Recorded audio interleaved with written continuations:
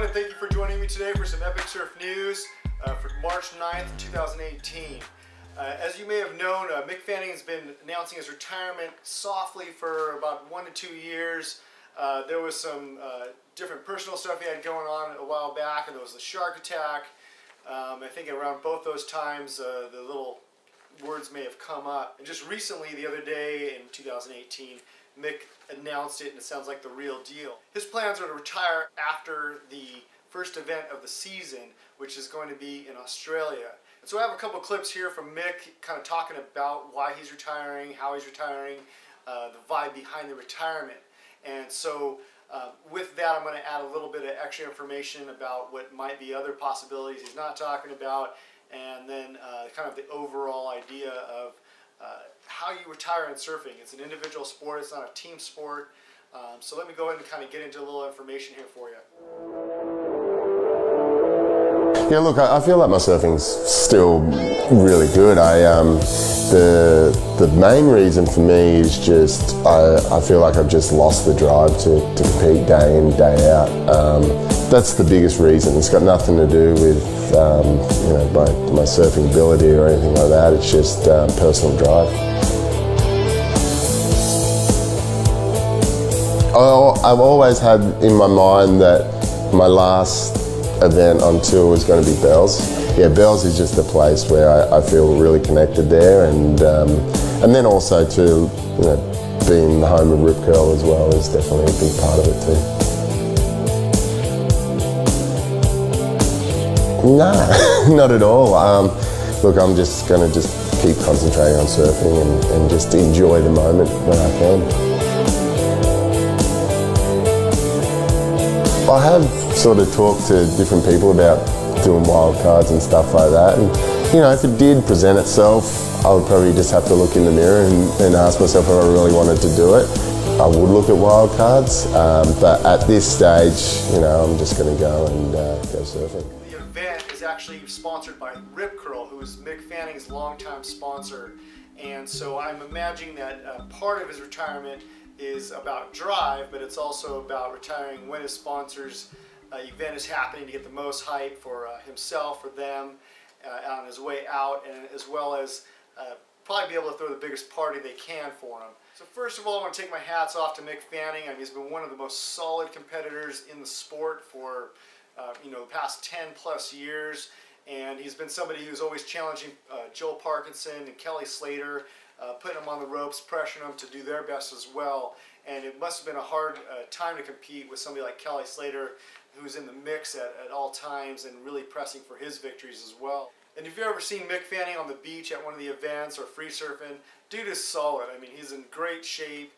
He seems like he has a mind game on, and he's just a solid competitor, very focused, and his style, his form, everything about Mick is solid. He's not really known for his air game. I mean, he has pulled airs off.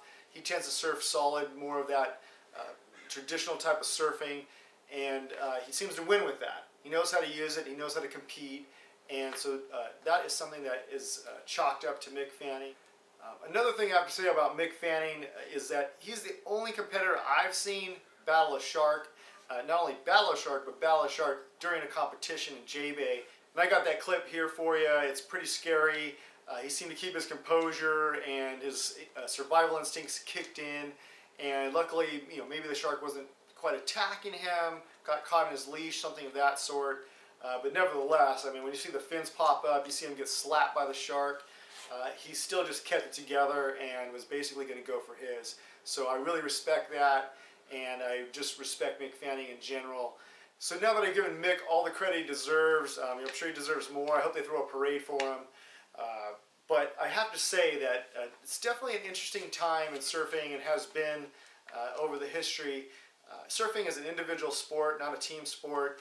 So it's interesting that the season starts up and Mick announces his retirement after the first event. So essentially 2017 is done, it's over. He possibly could have announced that back then, finished with Pipe as being the final season event, and just ended it on that note. So he's decided to kind of start the new year of the season with the event and his retirement. So, you know, it sounds great. His sponsor sponsoring the event. It's a place that he's won. I mean, in the last 10 years, I think Mick's won this event 3 different times. So if anybody deserves to do it, it's him. Several other surfers in the past have done this as well. And as far as me being a fan, and I'm thinking for other competitors who are out there, let's say people who are on tour, people who are on the cutoff, just hanging on to tour, maybe they're new to tour and just trying to stay on tour, maybe they've been on tour and trying not to get knocked off tour. So how this affects those people is that he's basically tapping into the points for the 2018 season. So, you know, basically there's maybe 1 or 2 throwaways you can have in a season, and he's kind of doing that throwaway for somebody else. I mean, if he does good in the event, he's not leaving a slot open for somebody else to compete, and he's not leaving the same amount of points on the table for other competitors. Maybe I shouldn't be worried about the guys on the cutoff. Maybe they need to work harder or not be so close to the cutoff that it's an issue. But I hope that in the future, World Surf League and some of the surfing competitors decide that retirement should happen, you know, in the season they're in, at the end of the season. You know, I understand sometimes there's injuries and there's other reasons why people might decide to retire or leave the season. But in this case, it's kind of well thought out, right? He could have competed at any point he wanted to, or as long as he wanted to. So, you know, it just seems a little rough around the edges on how this would take place. Again, Mick Fanning, somebody's deserved it. People have been doing it. So, you know, if it could end with this and we can go forward and other competitors can decide to, you know, call the retirement whenever they want, and yet maybe decide to say, hey, you know, I'm going to celebrate at Pipeline, or I'm going to celebrate at the last season of the event, or I'm going to celebrate at my sponsor's event, but this is my last year, and hopefully they try to give it their best for the whole season. Another option is he could have retired as of last year and then maybe came in as a wild card, or maybe he could have came in this year as an exhibitionist. Maybe World Surf League needs to make a little time slot for people who retired in the previous year to come back and, you know, maybe get a free surf with no heads out and show their stuff for one more time under pressure without a bunch of people out at their favorite lineup.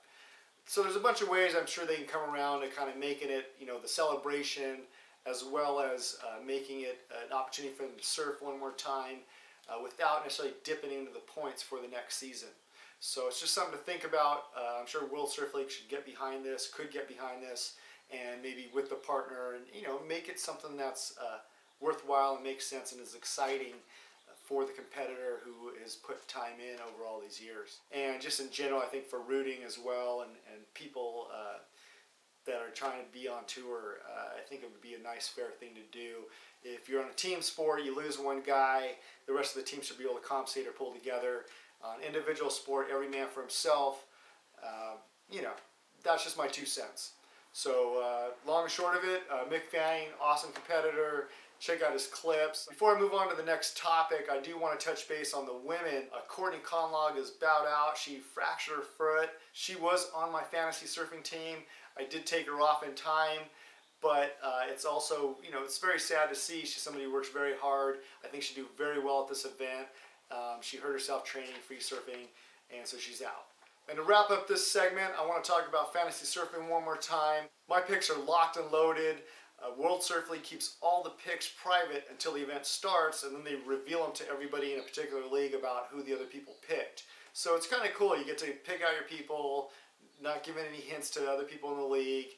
Once they reveal it, then everybody can kind of laugh or heckle or talk about who picked what. So that's a pretty fun part of the event. So you can join the league at any time throughout the season. So if you haven't joined the Surf League event, if you have but aren't in our league within the World Surf League's fantasy surfing, join up. Your points will apply. If you haven't joined up at all and you're just joining up, or you join up after the event starts, don't worry about it. You can still win the season. You don't get those same points and advantages, but there's enough follies going on throughout the season that you could still pull it off. So jump in at any time. I encourage you to check it out. Definitely jump into ours. Look for Epic Surf News. You'll find us. The password is going to be WSL 2017. So it'll ask you for that when you log in and try to join. I think you can log in with your Facebook account. You don't even need to create a special account with World Surf League these days, so that makes it even easier. So jump in, root for your favorite surfers. Let us know in the comments below who you're rooting for. Let us know who you think is going to win at Bells, and even who's going to win the 2018 season. So I look forward to hearing from you guys. Talk to you later. That's the 411. Peace.